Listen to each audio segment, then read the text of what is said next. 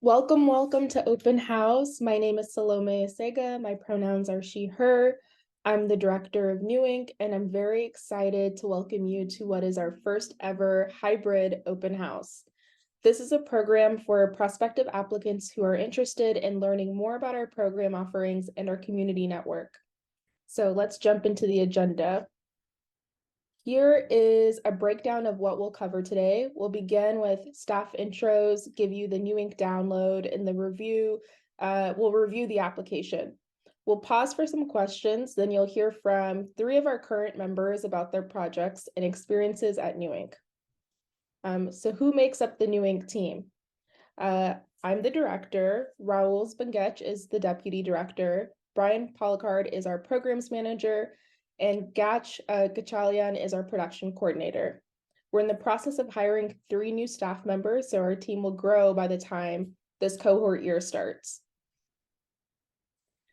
Okay, so let's get started with our overview of New Ink.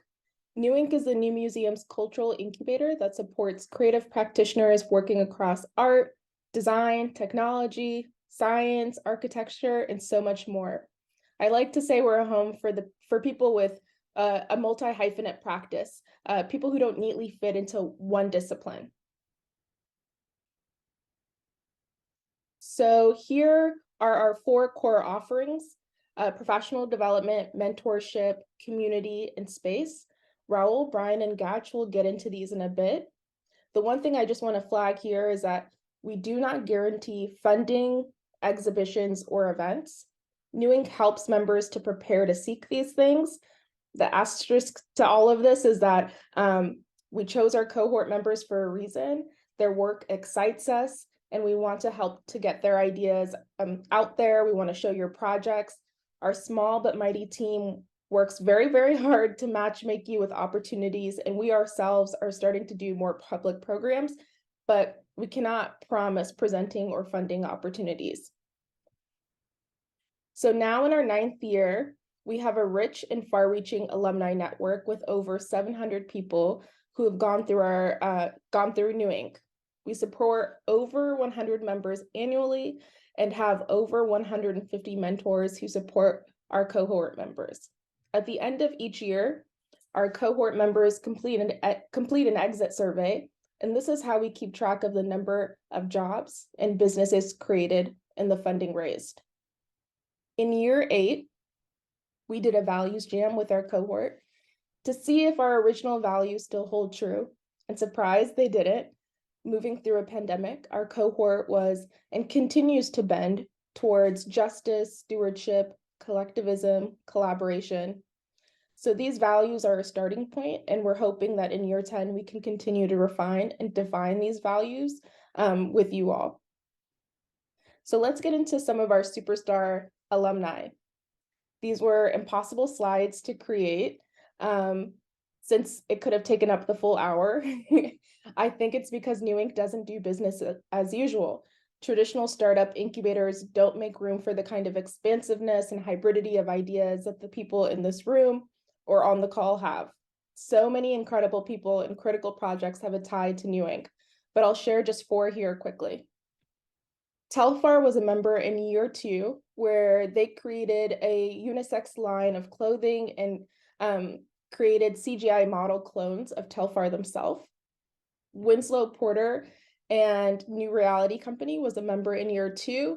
He developed an award-winning VR project called Tree that transforms the viewer from a seed into a forest tree that feels the impacts of climate change. The Black School is a school for Black radical arts education in New Orleans and was a member in year 6. They launched a successful crowdsourcing campaign that raised $300,000 to purchase land and build the schoolhouse. Movers and Shakers were members in year 6 and developed an AR app called Kinfolk that is currently on view in MoMA's New York New Public's Architecture Show. The app overlays notable women and people of color on top of existing monuments to commemorate figures we should instead be celebrating. So here are our year 10 tracks. The top 3 are mainstay New Ink tracks. Art and Code is hosted in partnership with Rhizome and supports artists working with software and hardware as artistic mediums. Creative Science is supported by Science Sandbox, an initiative of the Simons Foundation, and supports artists working between science, technology, and art. Extended Realities is a track where all of our VR, AR, and mixed reality work happens. This track has a relationship to Onyx Studio, which Raul will talk about in a bit. And we always leave 2 tracks open to more timely or relevant themes and topics. Social Architecture is a new track, but really has been with us all along. New Ink has long been a home for architects, urban planners, and people thinking about social and public space. So we brought this thread together under this track. And lastly, Cooperative Studies is a second new track for artists and technologists experimenting with community and worker-centered cooperative models for governing, funding, planning, or collective ownership. So thinking about DAOs, artist collectives, and land trusts. So that's the overview. I'll now pass it to Raul to talk about space. So I'm Raul Bengech. Thank you for the introduction, Salome. I'm the New Ink Deputy Director. I'm going to talk a little bit about membership and then start introducing what that actually means. So the membership that we're here talking about is what we call Incubator membership. There are many different layers of different New Ink memberships ranging from community and alumni networks. We're here talking about our primary track membership. Each member gets entered into one of our 5 tracks that Salome described. This year, our membership is one single type of membership that gets you hot desk access to this space. You can come in and work here. If you want a dedicated desk, we can talk about that. It gets you dedicated mentorship. It gets you access to borrow equipment. That we have CDJs, we have projection equipment, we have a live streaming kit. Let's see, priority program access. It's really it's our primary layer of membership, and we prioritize this group of members. Usually we accept around 60 individual members total. So let's talk about the space that you get as part of your membership. So New Ink used to be next to the new museum in this building at 231 Bowery. The new museum is renovating or rebuilding this building with a design by Studio OMA that's going to be completed in 2024, which means New Ink will eventually move into this building at 231 Bowery next to the museum. However, for the purposes of this next year membership, which is year 10, we will be here at 250 Hudson. So for those of you here in person, please check out our space. For those of you online, maybe we can pan the camera around so they can see what it looks like in here. So as you can see, this space has 3 conference rooms that you can book. These desks are normally partitioned workspaces. Everybody's kind of sitting around and we're serving food off of some of them, but this is where we work from. New Ink has this desk where Salome is sitting, Rhizome sits over there.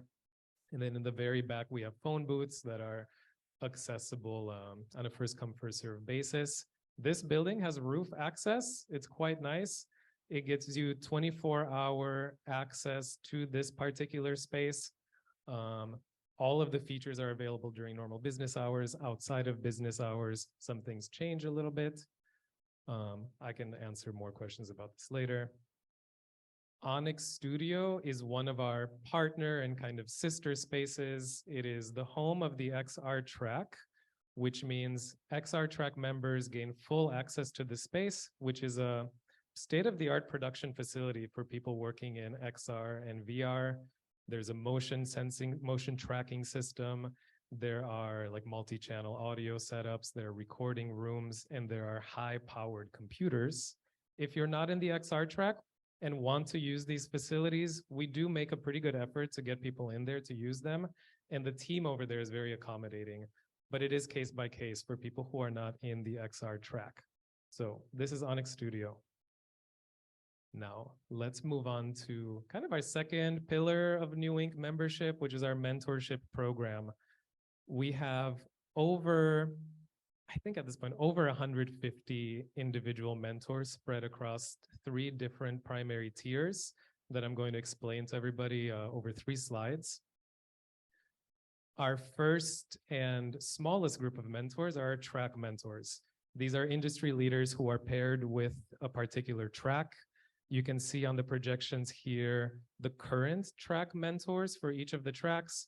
We actually select the next round of track mentors based on the members we accept. So we kind of tailor mentors for the members we have.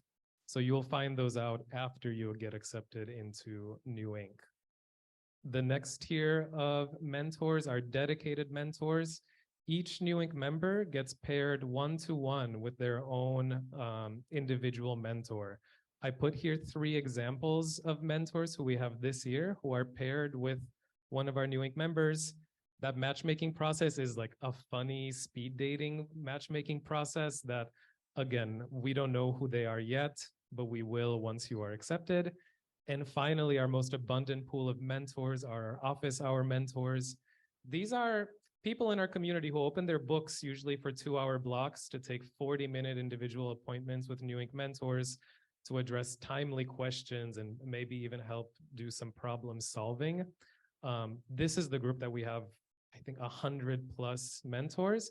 And this is also the group that shows up in some curated weeks of mentor office hours. We've done curatorial week where we invite curators from friendly institutions around town, and we are planning an investor week. And I think we're going to repeat those next year. So this is mentorship at New Inc. Please ask us questions later. And the next category is professional development, and Brian, our program manager, is going to introduce that. Let's give Brian a round of applause. It's kind of, you want the... This one work?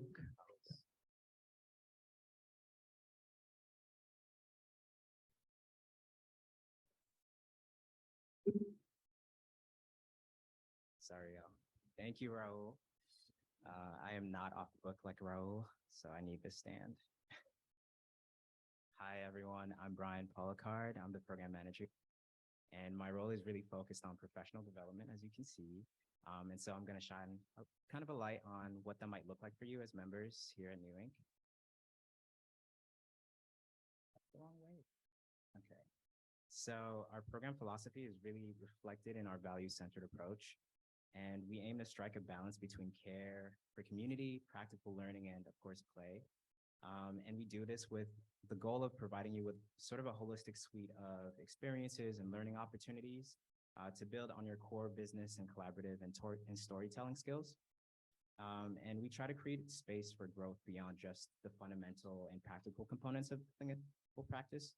So one thing you'll quickly notice about programming and community is how fluidly we like to exist in this space between the heady, sort of theoretical, and the nitty-gritty and practical. And like many of you are doing in your individual practices, we like to keep a pulse on things as they progress throughout the year.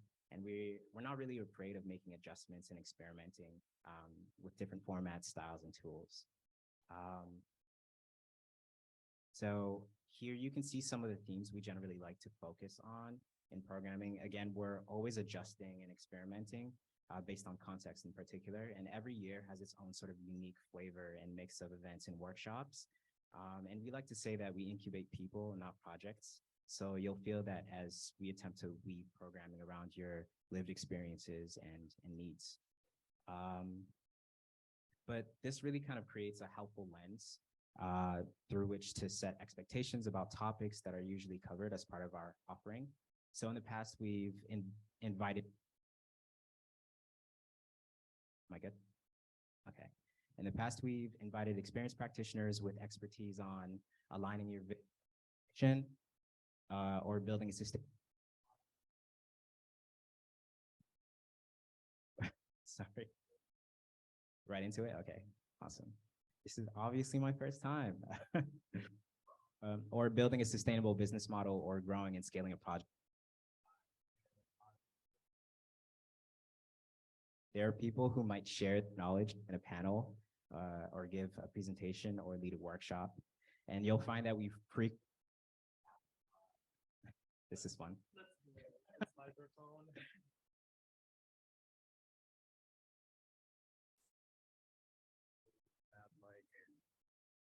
It's the cursed mic.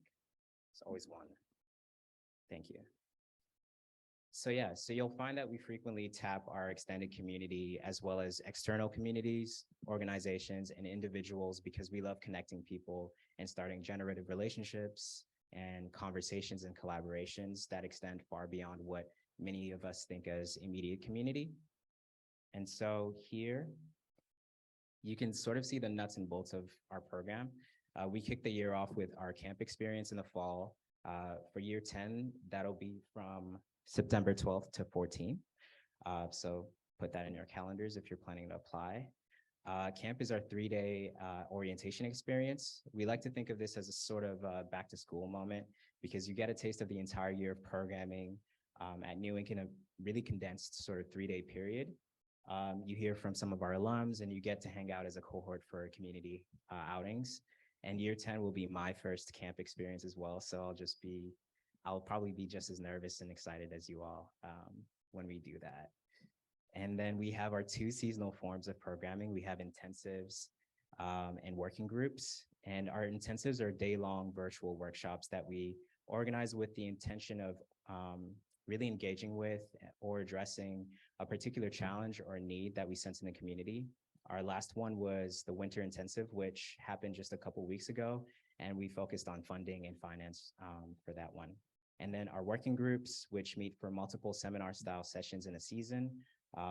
This year, working groups are meeting 6 times, and they're a nice complement to our intensives because they give space for more reflection, embodiment, application, and yes, of course, play. Our work in progress peer discussions are sort of a less formal way of sharing projects and ideas. And so some members might use this as an opportunity to really polish their pitch that they're working on. Others might use it to really ask those heady philosophical questions that will probably be the seed to their next phase of their practice or their project. And then we have pop-up information sections, which really supplement our regular programming.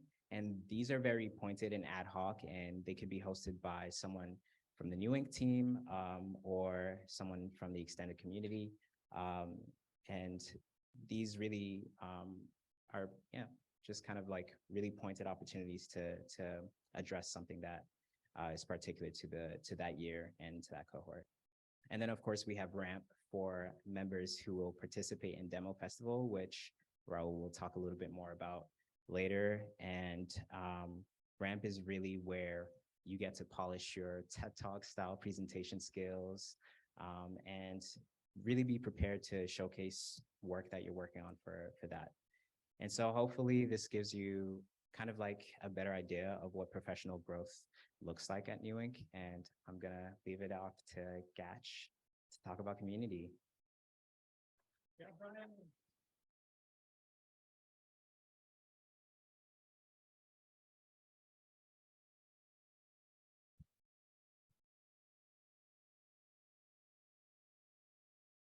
Some vertical adjustment is necessary, as you can see. I'm sure it's visible in the camera too.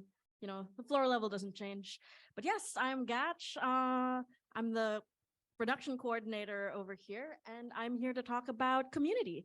So community is one of the, big things that New Inc offers to its cohort. And, like, as you all know, like creativity and, like the growth of ideas and like the ways that you sort of grow the projects that you do, that often does not happen in isolation. That happens in community, and that happens, and like the venue for that would be, this is, like this space that you see over here that we panned, that functions as a bit of a co-working space. So, like much like you were in school at some point in your lives or working in an office, you are, like if you visit the space like in an in-person setting, you get to sort of be around your peers and, shuffle ideas and everything, which is a big part of just, hanging out is a big part of growing projects. But that's not the only thing that we offer, because we are pushing into a little bit more of a hybrid model for, like the future. And, but, like I know that sometimes being in community just by yourself, sort of carrying that out, can be a little bit awkward. So we as New Inc. also like to act as conduits for that. And we do that, by way of all sorts of things. And that would include the work shares, for example. Work shares are these monthly events that we do, sometimes hybrid, sometimes in person. And if it's in person, it's often followed by a happy hour, where people, like 3 or 4 different members of the cohort are able to share what the work that they're up to. And that is a venue for members to share not just the work that they're doing, but also ask questions to the audience. Isn't that funny? Like the Q&A often happens one way, but it happens both ways in this one.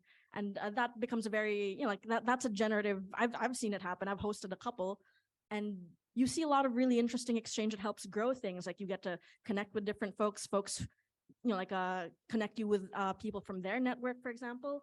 And we also have had outings in the past and in the future.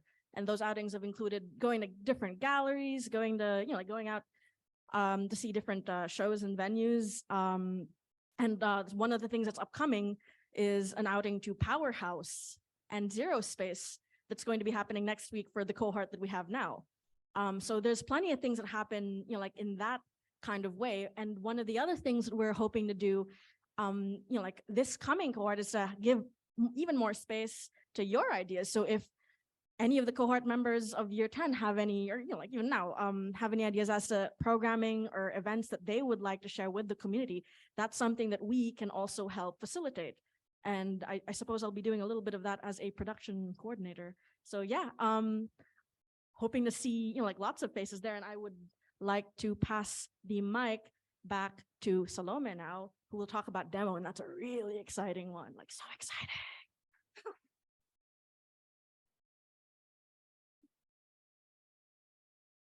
Okay, so demo 2023. Yes. So as a sort of culminating event of each cohort year, we host something called Demo Day, where a select few of our cohort members get to present their works in progress at the new museum and to a mostly what has traditionally been an invite-only crowd of investors, philanthropists, curators, creative directors, people who can really help you push your project or an initiative or business to the next level. But this year, we are expanding Demo Day to a 3-day festival that'll take place June 21st to the 23rd. It is still anchored by the new museum, so all the talks and keynotes will happen there. But we've now built a stakeholder group of about 5 organizations to host track showcases. So the first time ever, all members will have an opportunity to show their work as part of this expanded festival. And I'm gonna pass it to Raul to get into the details of that. Thank you, Salome. So there are 3 main components to Demo 2023. This year, you're also some of the first people who are hearing it outside of our internal circles that it's happening. You will get the full details of this festival on March 16th. Sneak peek. So the first component, of course, are lightning-style talks in the new museum theater. Traditionally, this has been the main part of Demo Day. This has been Demo Day. We're building upon something that we started last year by inviting American artists to respond to all of the presentations. And this year, we are increasing the amount of New Inc. members who are presenting while also bookending all of the days in the theater with industry leaders and luminaries who will ground us and send us off to maybe the next part of Demo, which are the showcases. This year, each track has its own showcase. There are 5 showcases, and they're tailored for the tracks themselves. Some showcases are like a flash everything party where we'll have flash tattoos, flash embroidery, flash recordings, etc. Some showcases are an outdoor public art exhibition in relationship with the East River. It depends, and they might change next year as well, but there are 5 of those. And finally, community events, activations, pop-ups, receptions, really the punctuation for Demo 2023, where hopefully people get a break and a pause to actually meet the other people who are part of this community that we're trying to build. So this is demo 2023 that's taking place in June. The one for year 10 is probably something that we're going to build on top of this one as hopefully a flagship art and technology festival in New York. So that's something to look forward to if you are part of New Ink's year 10 membership. So, okay, we have one more section here before taking a few one more section before taking a few questions. But just to kind of ground you of where we are in our presentation, I'm going to talk about this for like 3 minutes. We're going to take a few clarifying questions. We're going to hear from 3 New Ink members, and then we'll do another round of questions. So submitting your optical application. There is an optical part. Your optimal application. So these are the 4 criteria that we as New Ink staff and our external reviewers, we use these 4 criteria to rate every applicant's application. We have an external review process where we invite external reviewers who are in our community. Some of them are mentors, some of them are peers to rate your applications. And then we have an internal review process where New Ink staff also rates your application. A selected group of applicants advances to a round of interviews, and then we send invitations out to people. You can check the date in our newink.org/apply. I think it's in June. It's in June. These are the 4 criteria. They're important to us. We've workshopped these since both Salome and I have started. There's one criteria about interdisciplinarity. There's a criteria about growth and the potential. That's the one where we incubate people, not projects. We look for people who are pushing a boundary or pushing past a certain bubble that they're in, whether that's social change, economic change, or ecological change. And finally, we look for people who are community-minded. We look for people who can strengthen the work of the other people around them and vice versa. And I think on this, I wanted to bring up 2 kind of best practices for applying. The first one is, you can notice here, none of these have to do with this idea of artistic excellence or business excellence. We've done away with this concept as a very Eurocentric and Western concept of measuring somebody's potential. We actually look for potential and we look for a match. Can we support you? Are we the right fit for you? And will it work? Will we be able to leverage our abilities the best to help your practices? And the second, more, how can I say, philosophical consideration to make if you choose to apply is, please apply on your own terms and apply with your whole self. Don't try to write something that you think we're going to enjoy reading. It's actually our job to see how we can support you. And in fact, we wouldn't be here and I wouldn't have a job if it wasn't for the work that you're doing. So please bring your whole self and let us meet you on your own terms. Okay, now the less philosophical parts of the application. Please review all of the detailed information we spent months writing to hopefully answer some of your questions on newink.org/apply. There are many sections. We invite you to read all of them. The application itself is dynamic. Making one selection might add or remove one of the sections. This is particularly important around the cases when you have additional team members as part of your application. There are options. Please pay attention to it. And lastly, when it comes to, when it comes to track selection, you'll have your choice of your first choice and your second choice, but we do make the decision for track placement ourselves as a New Ink team. And often we look for cohesion as a group of people more than anything. So if we get to an interview process, we'll talk about that. And you can see that we do require a presentation deck. We, as you can see here, are pretty presentation heavy at New Ink, and we want to meet you this way. We want to hear your story. We've made a shell or an example deck that you can use, or that you can use it as an example. That's in part of the application process. You'll see if there's a link to it. So let's take 3 to 4 interstitial questions before we hear presentations from some New Ink members that will hopefully answer more of your questions. So I think we can take 2 from the chat and let's get 2 from the audience.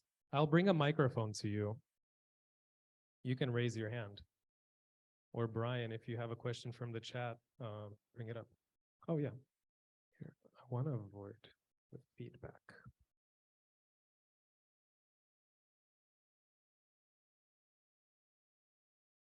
Does it work? Oh, okay, it works. It's a very simple question. Curious to know, let's say you have like less expertise in one track, but you're really interested in it. Do you suggest, I don't know, like apply, like, is it better to apply to that one than another one, or vice versa? That's a great question. So a part of our process maybe that we didn't highlight enough is that once you've moved past the kind of first jurying, there's an interview round. And so please apply to whatever tracks most interest you, because everything is a conversation at New Ink. And so when we get to that interview stage, we can talk about that a bit more. Yeah, that's a great question. Thank you. Maybe a question from the chat? Yes, so we have kind of two questions that we can probably answer in one go. It's about how many folks are admitted on, it's about being in New York or not. So one question is, do you have to be in New York to be part of this? Short answer is no. And how many of last year's cohort were from outside of New York? Should I take this one? Cool. Oh, here I am. So you do not have to be in New York. We've designed the majority of our programs to be hybrid. All of our professional development takes place virtually. Most of our community activities take place in a hybrid way, work shares. The only real parts of being in New York that New Ink provides is access to this space and some community outings and hangouts. But we've designed a kind of membership that is actually significantly lower in cost than it was last year, to also invite people to come here to New York to use the space to see us, because this, even though membership is open nationwide and sometimes worldwide, we are best able to support your practice here in New York. And this is an important, maybe something to mention for people who are considering applying internationally. We do accept international applications. We do not sponsor visas. And we do operate on a normal 10 a.m. to 6 p.m. EST schedule. And this year in our current membership, I think the split is like 65%, 35%, 65% in New York, 35% not in New York. And that's something we're comfortable with. That answers, right? Maybe one more question in person.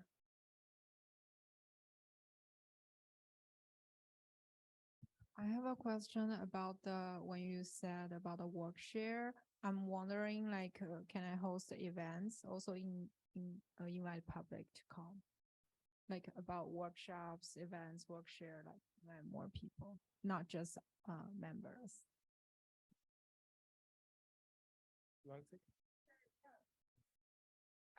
So yes, this space is your space, right? So if you have ideas for programming in this space, you just come to, well, we're hiring a head of community, so come to that person. But in the meantime, let's say for the sake of this exercise, any of the team members, and yeah, we can work through kind of calendaring that out for you. We offer this every year, and we don't get as many people taking over our space as we'd like, but absolutely, the keys are yours.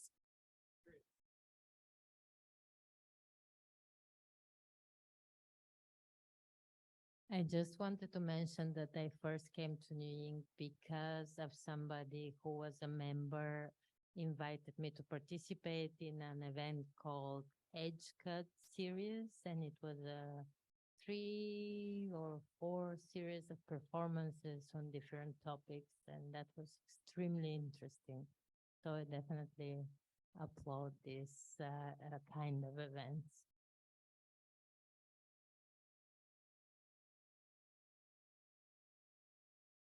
Okay, let's move to the next section now.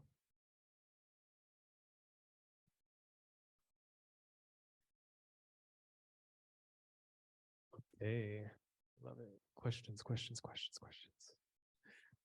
Okay, so we're going to move into the last section of our programmed evening, where we will have 3 current New Ink members share about 5 minutes each about their work and their experience being at New Ink. We're going to begin with Cara Michell, who will present virtually and might be behind me right now. Then we will move on to Roopa Vasudevan, and then we'll move on to Decoding Stigma. And following that, the floor is yours for questions. We're also going to hang out here for a bit afterwards to answer more of your questions on a one-to-one basis. So I think, hi, Cara. Hi, nice to see you. Oh yeah, we can hear you. Okay, I pass the floor to you.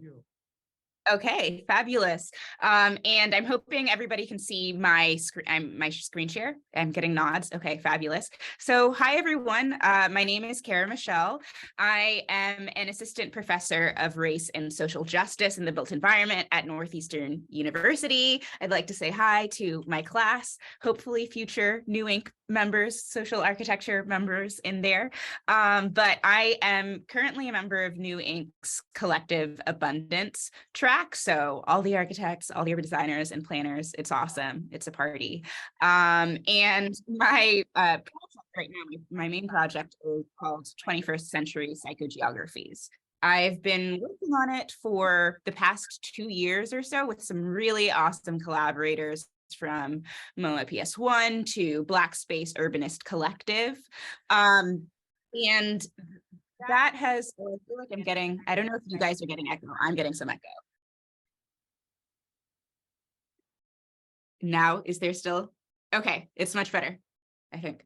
Alrighty, so I've been able to work with some really awesome partners, partially through my personal practice, Slow Practice, which melds urban planning and public art. And I like to joke sometimes that my career as an urban planner was a durational performance art piece, because I wanted to figure out how urban planners, how this power structure really works from the inside. And so, you know, of course, I was looking at artists like Touching Say and his 1-year performance pieces as inspiration. But right now I'm in a transitional moment in my life. I'm trying to expand my public art practice, and reconnect to what I used to do as an artist, where my initial interest that brought me to urban planning in the first place, was really focused on who gets to use public space, who gets to reimagine public space, and who gets to move through it safely. And so as an urban planner, especially when I was working in Toronto and New York, I was really using maps as a facilitation tool in a lot of urban planning and design and public policy processes to help include people. But as I was working with these maps, often using like GIS tools, the kind of tools that we learn in architecture school and planning school, and the kinds of maps that we see on the news, that we see on tourist maps, that we see in planning documents, I felt this real disconnect between the way that I saw and understood the world and the way that a lot of the people I was working with saw and understood the world, versus the rigidity of traditional cartography, traditional maps that are used in city agencies, that are used by architects and urban planners. And so much of my work was about emphasizing legibility, making planning processes more accessible, making design more accessible. And I didn't really feel like the map tools the cartographic tools that I had, including the map that I used in this MoMA PS1 project, which kind of started this whole thing, I didn't feel like they were really accessible. And I found it was kind of problematic that we're constantly using these same maps that come out of the legacy of colonization of the Americas. So I really wanted to be able to encourage people to bring their whole selves into whatever process I was facilitating.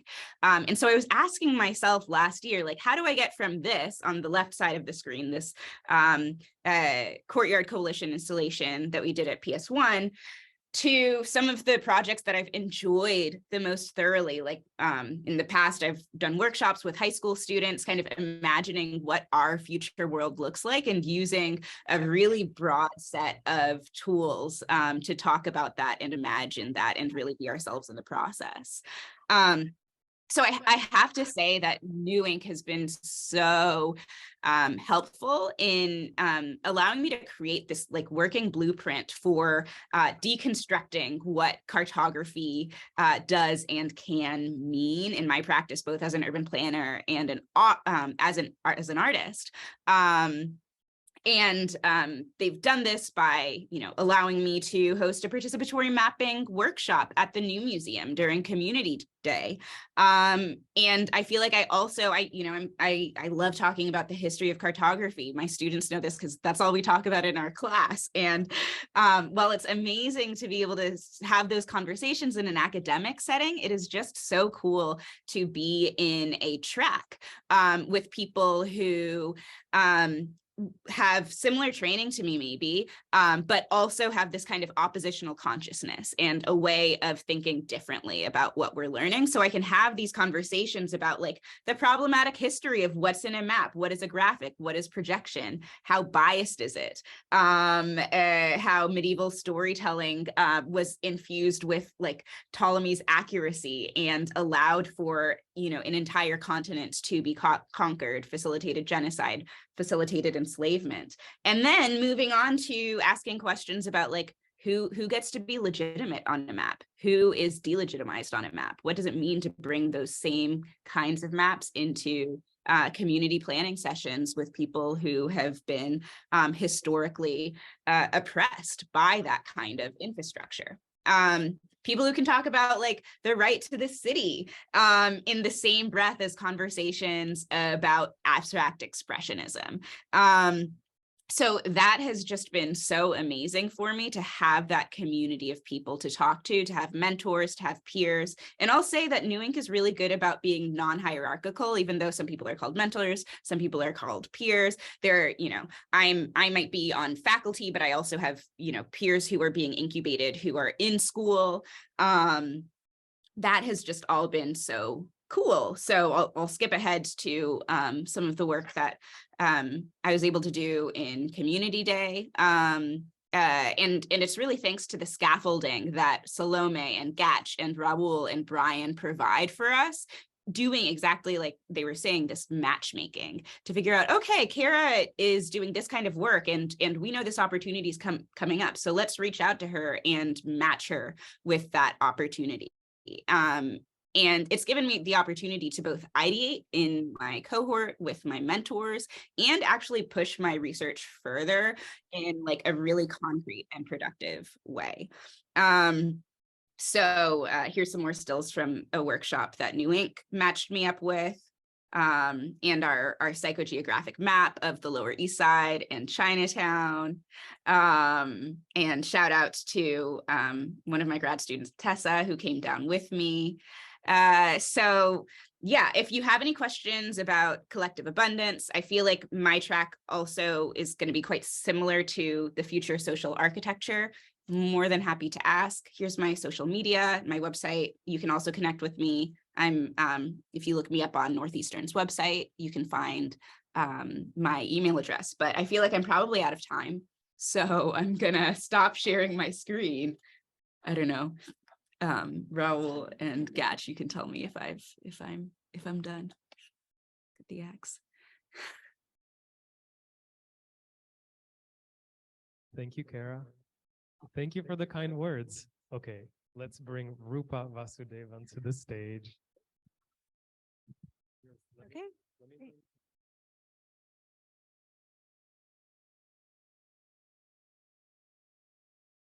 Amazing. Thank you. Hi, everyone. As Raul said, my name is Roopa Vasudevan. I am a member of the Art and Code track. This is my second year doing New Ink, so I had the pleasure of being part of the year 8 and year 9 cohorts. And I can talk, if you have questions about doing multiple years of New Ink and kind of what that brings you, I can certainly have that conversation. I think it's been a really great experience being able to be part of New Ink for multiple years and kind of continuing the work that I was doing in my first year in the second year as well. But I'm an artist. I call myself a media artist, an organizer, and a researcher. I'm also finishing up my PhD at the University of Pennsylvania. I'm defending my dissertation in June, which is very exciting.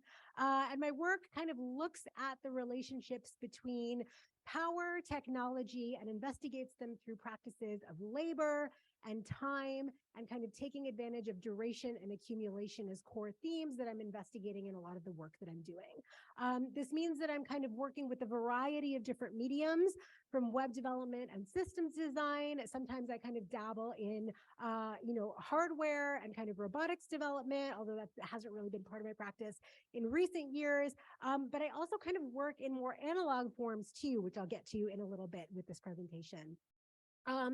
I'm really interested in kind of unpacking default behaviors when it comes to technology. I'm interested in the ways that technological systems kind of become incorporated into our day-to-day lives, often without our explicit consent or acknowledgement, and kind of seeing the social and political implications that are carried along with those processes.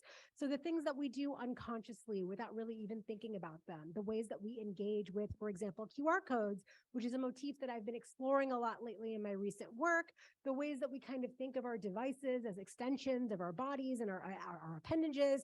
I'm really interested in the ways that we kind of come to take these things for granted, and am surfacing the tensions of that in my practice by kind of drawing people's attention and providing a lot of calls to action for rethinking our kind of digital defaults and autopilots. My practice, because of my background in a lot of research-based forms. I'm in a communication department, which is a very, very academic program. And so my art practice really takes a lot of hybrid forms as well. A lot of my work kind of involves multiple layered outputs. This is a project that I did and I'm continuing to do called Data Double, which exists as a browser extension that you can download for Chrome and Firefox, a series of print portraits that I print on the risograph machine, and a zine booklet that I produced in 2021 with a select group of people who used the browser extension, generated these portraits based on their tracking, the browser tracking behavior, and then kind of engaged in an interview with me about what that said about data valence and how they felt about the way that they were being surveilled online.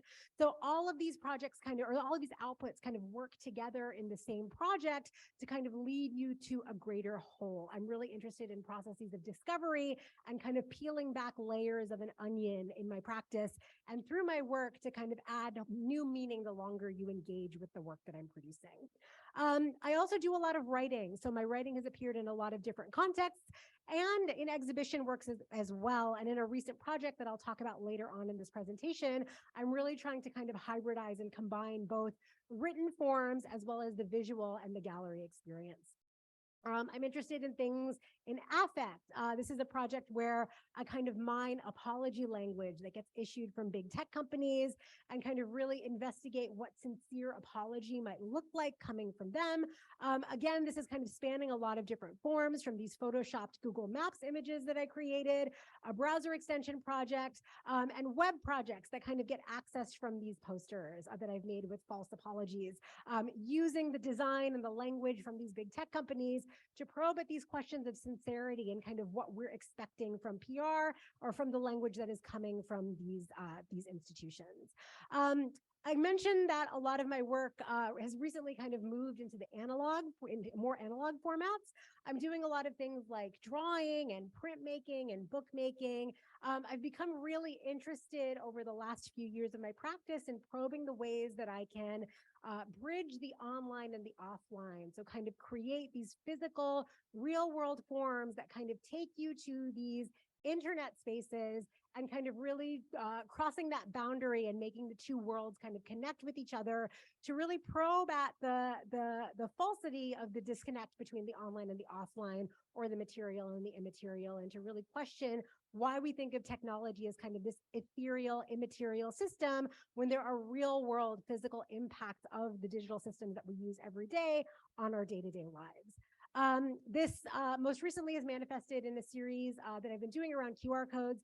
This these images that you're seeing here is a series of 100 QR codes that I hand drew over the course of 100 days. The drawings took me anywhere between 45 minutes and 3.5 hours. 70 of the 100 work, 30 of them do not. It's up to the audience to figure out which are which. And I've paired the working codes with these websites that kind of offer meditations on ideas of speed and instant gratification and thinking about how we expect technology to work. I also have been working on a cultural organizing project that is stemming from my research that I've been doing towards my doctoral dissertation, which is looking at the relationships between new media artists and the technology industry, and thinking about the ways that Silicon Valley ideology and practices bleed into the ways that new media artists work and consider their impacts in the long term. This organizing project started as a series of workshops where I've collected groups of artists, small groups of artists, together to talk in real terms about our relationships with industry and power, and thinking about what the routes for agency are that exist once we have acknowledged our connections to these things and our subject position as really deeply embedded inside of the tech industry.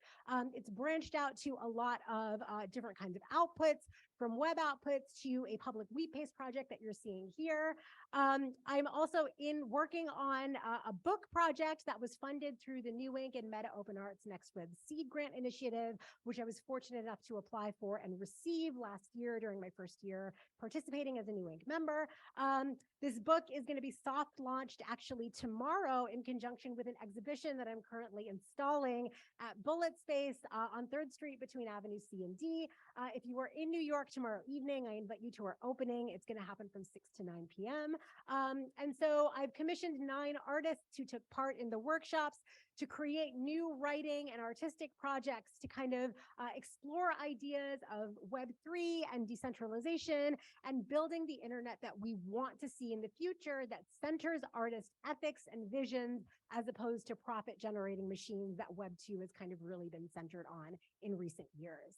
And so New Ink to me has kind of been a space where I have felt the freedom to really investigate the questions that I'm asking in my practice and the things that I'm exploring. Before I joined New Ink as a member last year, I was really hopping around from project to project a lot. I didn't really have a cohesive idea of what I was doing with my practice, the questions that I was hoping to address, and really a trajectory of where I wanted to end up over the next 5 to 10 years. And so through New Ink's professional development opportunities, I've really had a chance over the last few years to hone that narrative that I have of myself and my work, to kind of see how all of my work, as much as I think of them as disparate projects, they're all investigating very similar themes. I've kind of figured out a way to narrativize the things that I'm doing, and that has helped me a lot when I apply for grants or fellowship opportunities, or even now on the academic job market as I'm looking for a job. The things that I've been learning at New Ink through the professional development opportunities have really helped me get a sense of who I am, who I want to be creatively, and the questions that I'm hoping to address with my work.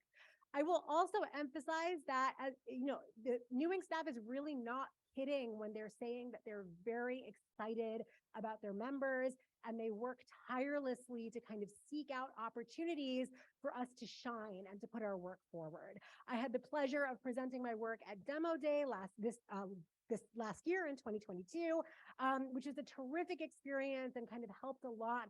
The preparation, the development program that you have to do for that to make your presentation really helped me kind of hone those narratives and help me talk about my work in a really succinct and cohesive way. And the other picture that here is from the Year 8 Art and Code Track Showcase, which we organized as a group and had the opportunity to hold at Public Works Administration this past fall in Times Square, which is also a really great way to kind of showcase works in progress and kind of speak together collectively as a group with the work that we've been working on and sharing with each other all year. The track experience in general with Art and Code has been really fantastic, and I've gained a lot just from the monthly meetings that we've had together, speaking to other artists who are engaging in similar media and topics and themes that I am, and kind of really engaging with them as community and learning a lot from the other people in the group. So I'll stop there, but here's my website and my social media handle on basically everything. If you're interested in asking me more questions or kind of finding out about what it's like to participate in New Ink, either on the art and code track or for multiple years, I'm more than happy to chat with you about that. And good luck with your applications.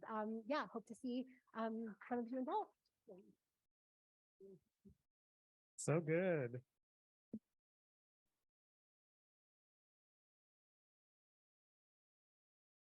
Should we try with both mics? I forgot which one's the bad mic, so maybe that's a good thing.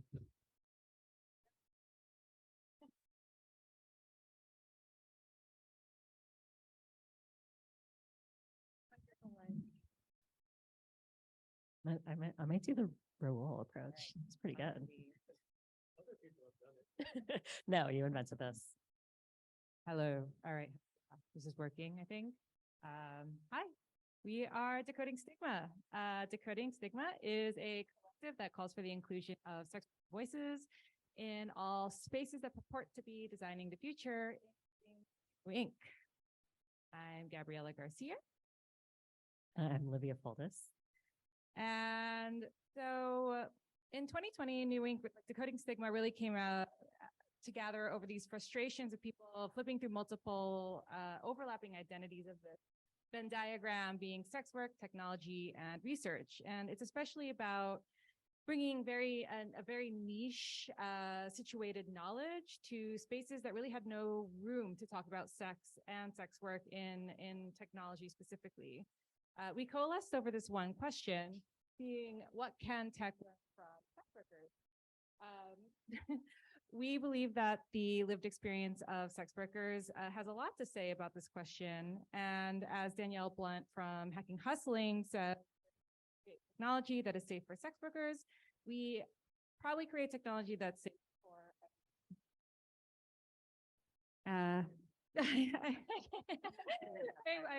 if only I had 4 hands. Anyway, these are some of the people that we have worked with in the past, oh my God, 2.5 years since we started. All right, we're gonna flip off like Sunny and Cher. Also, Gabby's very tall. Hello. So, okay, that's who we are. What do we actually do? We do a whole bunch of things. One of them is community talks. So that looks like solidifying our community network, redistributing institutional resources. So we were both like in graduate programs, and it was like, can we bring sex worker-led arts and art projects and collectives into these spaces and get people paid? We also do speaking and public scholarship. So that can look like speaking in classes, lectures, events. And Gabriella is a very prominent writer with a lot of published work. And we also do bigger archival projects. Sex Workers Built the Internet is a project that I did during my thesis program. And it's an editorial website that is about sex workers making the internet desirable, accessible, and most importantly, profitable back in the early days. And it's really asking, like, what can we learn about the internet's past and its possible futures if we actually listen to sex workers? So those are all very like outputty kind of things. It's like, resume things, but I would say the core of what we do is actually about collaborative dreaming sessions. And that was really the goal of Decoding Stigma from the start, was about, can we make a space for people to come together away from all of the crisis response and emergencies that our community has to deal with day in and day out. And if we actually have some space to dream, what kind of incredible ideas that are being overlooked actually can come to the fore. So that is exactly what we did in our first semester at New Inc. It's long been a dream to put together a collaborative research and development, sex worker-led cohort. So that's what we did. So yeah, in our first semester, we were able to make browser histories. This is our first fully funded initiative with the support of Gray Area Space and the Seed Change R&D Lab. And we also aligned with community projects such as Kink Out and Only Bands. And this archive is, it's a collective memory space It's stewarded by sex workers, and it ends up being a repository of artifacts created through communal dreaming sessions. And this archive is full of digital representations that really came out of the series of dreaming sessions from a compensated cohort of sex workers from the top to bottom. That included those that were part of our, like these dreaming sessions, those that actually gave us advice and ability to actually like build a thing from the beginning. And really like the cohort was the core of the project. And that is, you know, what does it look like to have a community building initiative dedicated to celebrating sex worker innovation in tech? And in this way, we're actually looking at how an archive can actually be a place of collective governance and stewarding. So it ends up being an active place rather than like a receptive repository. It's been really helpful to be part of like the future memory track in this way, especially because that's a space of archiving. And personally, for like me, just being part of the creative business practices with Neil Ramsey has been incredibly helpful, because it really was taking this language that was more of like the esoteric art world and turning it into something that has like value and something to really share, and it creates an opportunity to have other spaces support us, not just in a way that's just like, oh, because this is something we care about, but more like this is something that can help you change the world. Yeah, and just gonna do this. So yeah, we were part of the Future Memory Track, and it was just incredible to be in a group of peers who were working on similar projects. I mean, I feel like, you know, both of us in our institutional experiences, people are like, oh, that's cool, but it's like very niche. And like, yeah, we were with a whole bunch of people who were also in our niche. And I don't know, like everything from when you're working with people and doing workshops, how do you deal with permissions and consent for sharing that work? So like really nuts and bolts questions like that, to much bigger conversations about how do you create an archive while, you know, rejecting extractive practices that archives in general are very much built on. So I don't have anything. This is this is where we are. This is thank you for being here. This is how you can contact us. And shout out to Telfar, whose shirt I'm wearing tonight. Also, we're at Decoding Stigma on all the social media networks. I didn't put that up, but Decoding Stigma, that's us. And yeah, please reach out with any questions. We look forward to talking to people.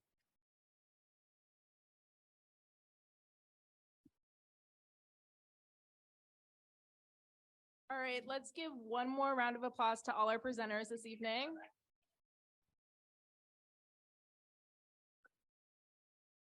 Okay, so it's time for questions. Maybe we can go to Brian first with some questions while people in the room consider theirs. Yeah, so Do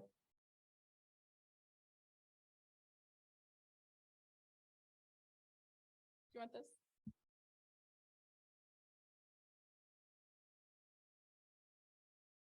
cool. We do have a question about camp, so I can take that one. It is, does it need to be, like, do you have to be there present in person for the full 3 days? Or is it virtual?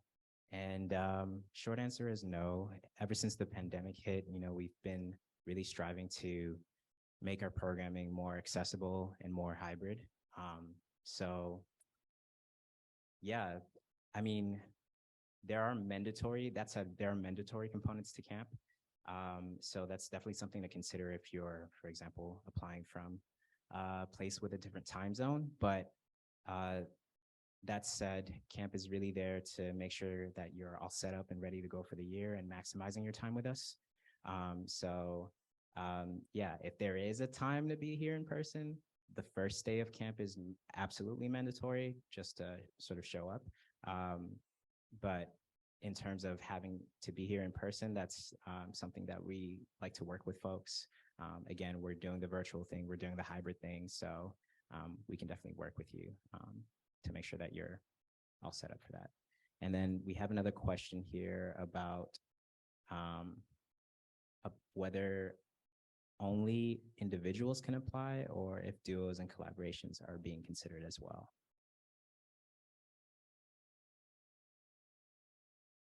We welcome individual applicants and we welcome teams. Maybe one in person.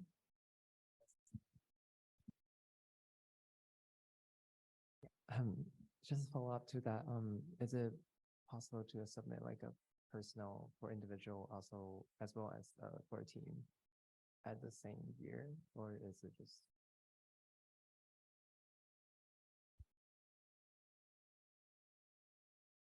So the question, if you haven't heard it, is it possible for an individual as well as a team in the same year? And I think, is your question if it can change from an individual to a team throughout a year? Two separate applications. That's a good question. Yes, you can submit 2 applications. I don't know how we could accept 2 different memberships. I don't think we can, but let's talk about that later. I think that's the first I've gotten that question, but we will accept 2 applications. Other questions in person? I'm curious to know if there's any like mentors in the room. What are takeaways, or like what is your experience being a mentor in New Ink?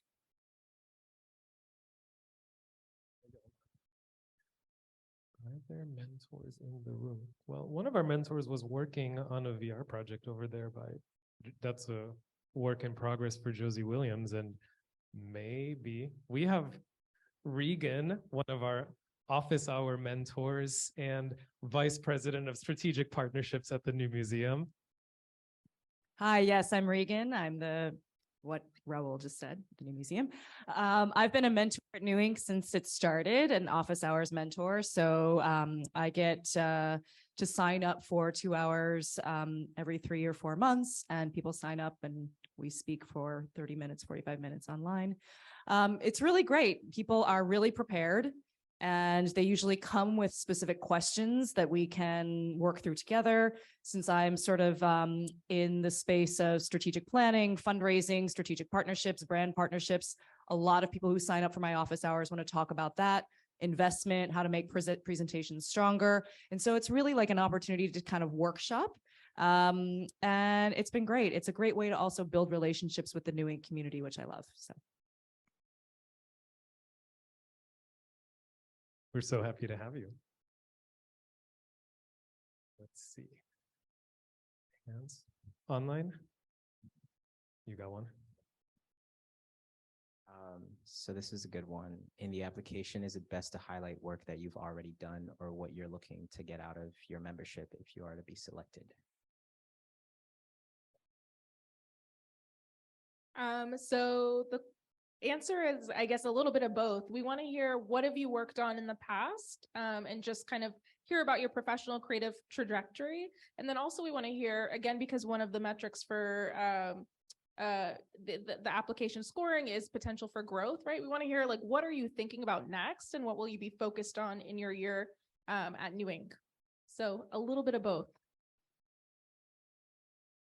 Other questions in the room while we're here online?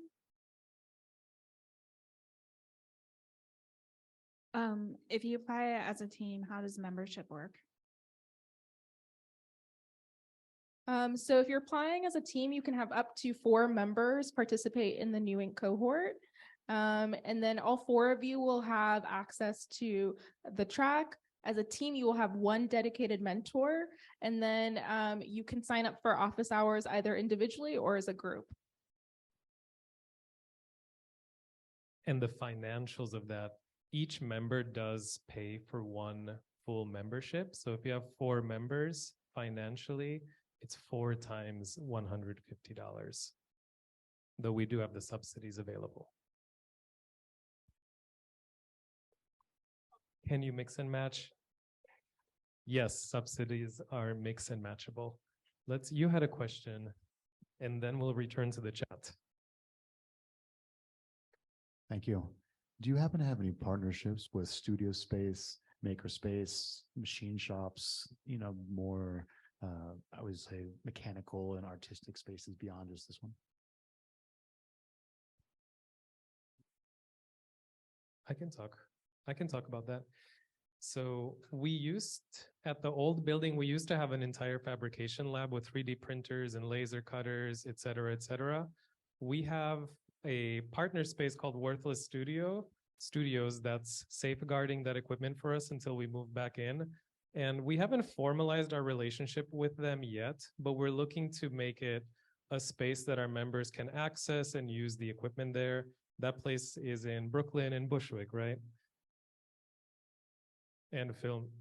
Is Worthless also a film studio? Film photography. I guess I know them as like the fabrication space, but they've done exhibitions there too. We're in community with them, so that's where the fabrication equipment would be. In addition to that, we do have Onyx Studio, which is in the basement of Olympic Tower in Midtown, which is a state-of-the-art XR motion tracking, spatialized sound development studio and presentation space. That again is the home of the XR track. They get access to it without any limit, besides the sharing of the resources. And on a case-by-case basis, we will make that space available for other New Ink members. I guess this reminds me, do you have availability for compute, or is that something that's like AWS credits or GPUs? I think the answer is no, we do not, but we can talk about it. At the moment, no. Yes. I'm sure the answer is it's complex, so it takes a long time to review applications as a result. But you were talking about, from your guys' side, thinking through who can you most support, and that being, when you're thinking about that, like, what are some of the elements as far as like where people are in their practice, or how early or late they are asking a question they're coming in with? Like, how do you kind of think about that? That's a really good question. I think Salome, you can answer now. So we accept people coming in at a range of where they are in their career. And so we have people who are early career who are maybe coming right out of grad school and have an initiative that they've like prototyped, and they've iterated on, but they need it to like land fully. So they come here. Or there are people who have like lived a full career life, right? And are like, I need to change. What I've been doing is not been what I want to do forever. So they come in super seasoned and just need help, building their next initiative in a community of like-minded learners.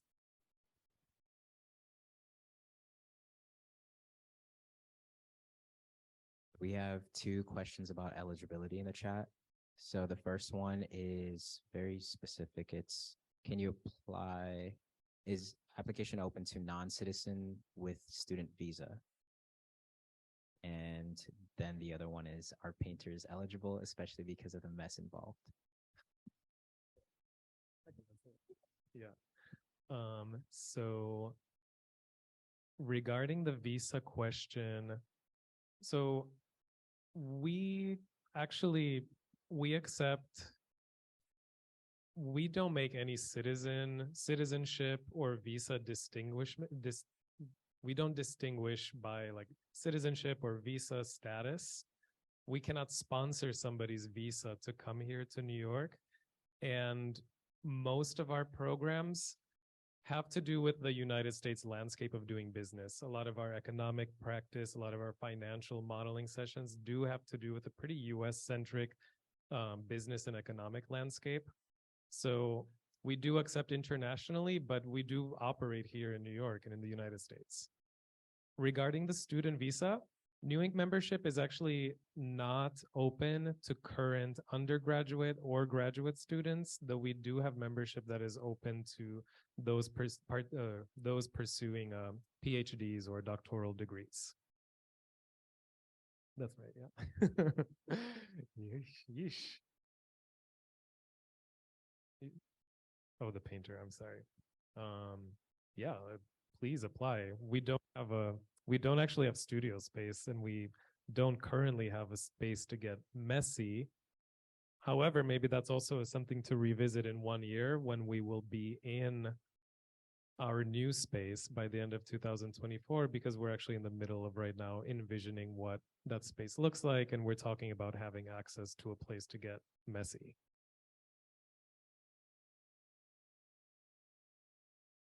In the back.